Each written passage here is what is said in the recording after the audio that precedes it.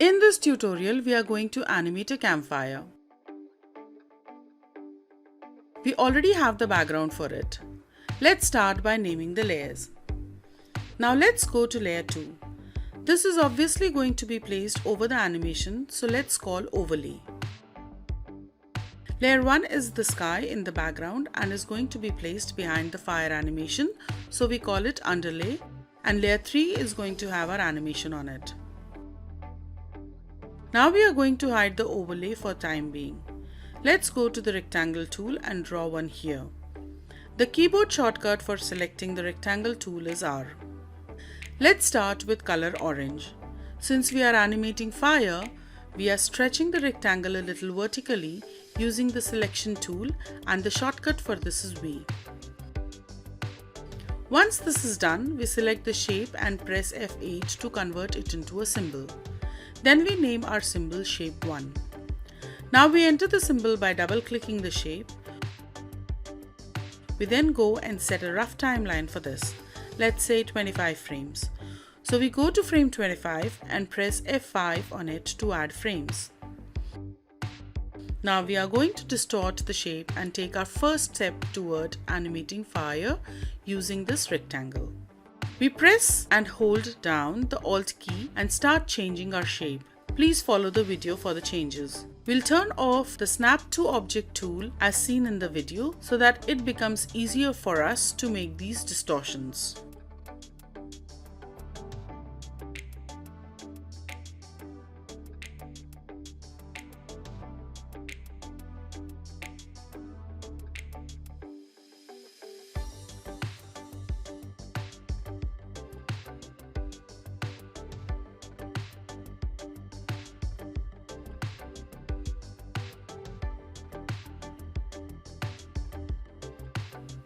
Once we have the wavy shape done, add a keyframe on frame 25. You can also right-click and choose Insert Keyframe in the drop-down menu. But it's easier to use shortcuts, so it'll be really good if you could memorize them. We now select some frames between 0 and 25. Press right-click on any one and choose Create Shape Tween from the menu. Next, we go to the keyframe 1 and then press Ctrl-Shift-H to add shape hints. We add 4 shape hints. You can see a red circle appear in the middle of our shape. Pull out the hints from the red circle and place them as seen in the video. Now we have 4 hints, A, B, C and D. We then move to keyframe 25 and place them as seen in the video. You will notice that the shape hints on frame 25 will be green. Going back to keyframe 1 quickly using shortcut keys Ctrl-Shift-H, we add another hint E and place it as seen in the video. We go back to frame 25 again and place the hint E again as seen in the video.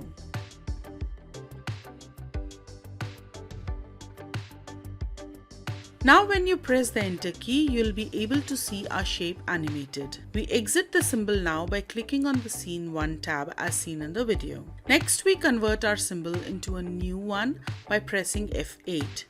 We call it Fire. We enter our new symbol and add a new layer as seen in the video. We then extend the frames to 25th frame in our timeline as seen in the video.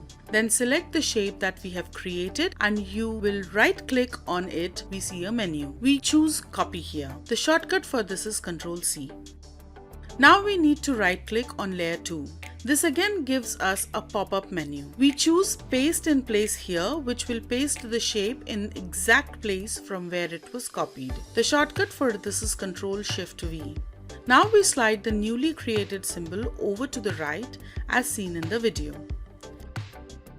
Then we go to the Free Transform tool from the toolbar menu. Please see the video for the location. The shortcut for this is Q. Coming back to the symbol, we click and hold one corner of the shape and pull it up. You can see that we have rotated the symbol 180 degrees. We now right-click on the symbol that we have just rotated. Then we get the pop-up menu and we choose Duplicate Symbol. We call this one Shape 2.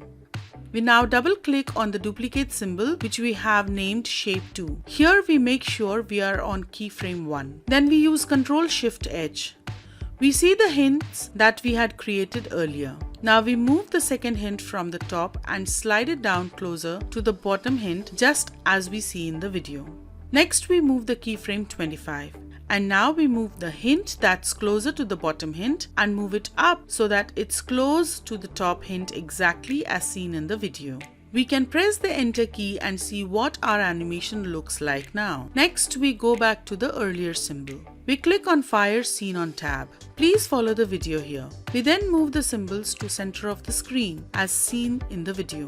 Going back to layer 1, we rotate the symbol there a bit. Then do the same with symbol on layer 2 and place them overlapping each other exactly as seen in the video. Please make sure you follow the step exactly as it's seen in the video so that we get the shape from the intersection of these two symbols, as you will see soon. Now we go to layer 2 and right click on it and choose mask from the menu. As soon as we have done this, you will notice that only the intersection of two shapes, or in other words overlapping area of two shapes, is seen. The rest of the shapes have been hidden by the mask. We now have our basic shape of the flame that we are going to animate. We go back to Scene 1 tab as shown in the video. We then go to our overlay layer and unhide it by pressing the icon, which is slash, as you can see. It's also good to check if other layers except our animation layers are logged so that we won't end up on any one of them by mistake. Now we use the shortcut Ctrl-Alt-S to set the scale and rotate tool, which is located in Modify Transform on the main menu in the scale value box. Let's put in 70%. This will reduce the size of our flame by 30%. As you can see in the video, we scale it down to 70%. Again, the size of the flame seems alright. Now we adjust the position of the flame so that it fits nicely with the woods and stones in our background. Now we play the animation we've done so far. Looks okay. Let's select our symbol. Press the F8 key on the keyboard again to convert it into a new symbol. Now we name our symbol Campfire. We now double click on the shape to enter the symbol. Go to frame 25 and press F5 key to add frames on the timeline. Then we add a new layer, as you can see in the video. We go back to layer 1, press Ctrl-C to copy our symbol. We now select layer 2 and paste our copied symbol in this layer. Remember to paste in place so that the symbol is pasted in the exact position from where it was copied. For this, we use Ctrl-Shift-V. Then we move it a little to the left so we can see both the symbols clearly. Now we go to the Property tab, as you can see in the video. Then go to Color Effects and select Tint there. We'll now choose a color for this tint and percentage will be 50. We again go back to the copied symbol on layer 2. Right click on it and in the pop-up menu we choose Duplicate Symbol. We can call this one Fire 1. Now we double click onto it to enter the fire symbol. We unlock both the layers and adjust the shape a bit by moving them to their desired position. This will give us some randomness in our fire animation and all the layers will not look like they are in sync. We exit the symbol and by using the free transform tool, the shortcut key for which is Q, we squash it a bit and move it in the center of the main fire. Please see the video for the position. Now you will notice that we've positioned it in such a way that it overlaps the bigger flame. We go to looping, which is just before color effect and next to the frame picker box, and we input a value of 10. In the first box, copy the symbol from layer 2 and paste it in place using Ctrl-Shift-V on the new layer, just like we've done before. We again move the newly pasted symbol to the left so we can see it clearly. We right click on the symbol and duplicate it again and name it Fire 2. We now double click on the symbol to enter it and adjust the shape again just like before.